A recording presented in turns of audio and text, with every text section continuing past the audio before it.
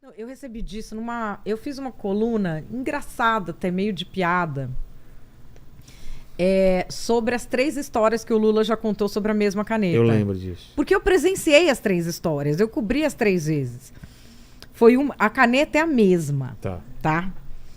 A primeira posse em 2003, ele contou uma história da caneta, que pra mim é insuperável, é a melhor. Qual que é? Cara, a caneta da posse de 2003, ele disse que ele recebeu do Luiz Eduardo Greenhalgh, que é a caneta que foi encontrada no corpo do Santo Dias, que é aquele metalúrgico que em greves foi baleado, e que a Ana, mulher do Santo Dias, pegou a caneta, deu para o Greenhalgh, e o Greenhalgh deu para o Lula, acho que em outubro de 2002, uma romaria que eles fizeram para dar presente pro Lula, os petistas. O Greenhalgh deu para o Lula para assinar a posse dele. Isso ele já eleito. Tá.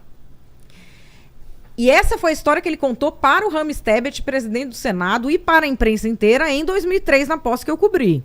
Que essa, cara, História é maravilhosa. Maravilhosa.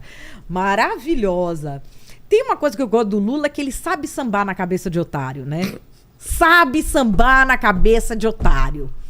Cara, eu acho que ele se olha no espelho e fala, mano, não é possível. Os caras compraram isso. Sabe.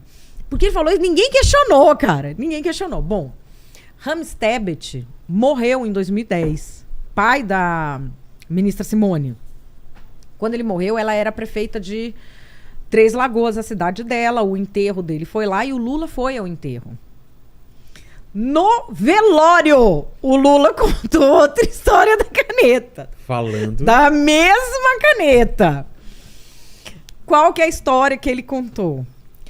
Que quando ele foi tomar posse, tinham dado para ele uma Montblanc super bonita e que ele perdeu a Montblanc e que ele não achou a Montblanc e que por isso ele assinou a posse com a caneta que o Ramos Tebet deu para ele. Agora, na nova posse, a mesma caneta. Qual a história que o Lula conta? Que um eleitor no Piauí deu uma caneta para ele em 1989. Tá. E disse para ele, um dia você vai ser presidente, eu quero que você assine com esta caneta. Boa história. Muito boa história também. E que ele tinha perdido esta caneta, que era da posse de 2003. Ele mudou mudou a história da caneta. Na cara dura.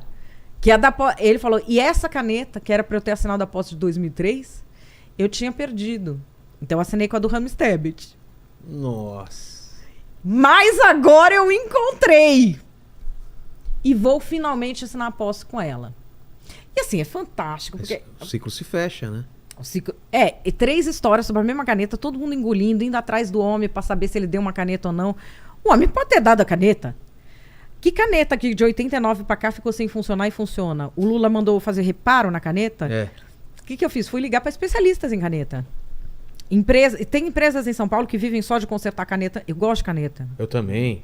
Então, vivem só de consertar caneta antiga e não sei o quê. Existe a possibilidade de uma caneta que foi perdida em 89 escrever agora? Não.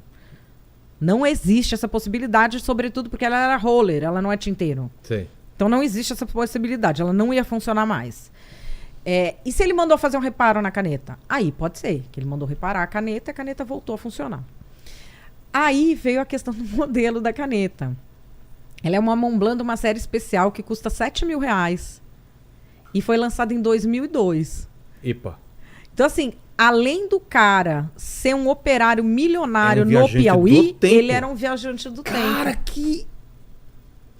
Temos a prova de viagem do tempo e a galera perdendo tempo discutindo viagem do tempo. Aí, das histórias todas da caneta, cara, parece mais... Eu tô abalado com eu sempre quis ter provas sobre viagem no tempo. Agora nós temos. E assim, e não é uma coluna pra falar mal de Lula nenhum, pra não sei o quê, até porque eu adoro essas histórias de anedótico, políticos, né? Porque é anedótico, assim, e mostra um talento único que ele tem de sambar em cabeça de otário. A história do Paulo Maluf, né?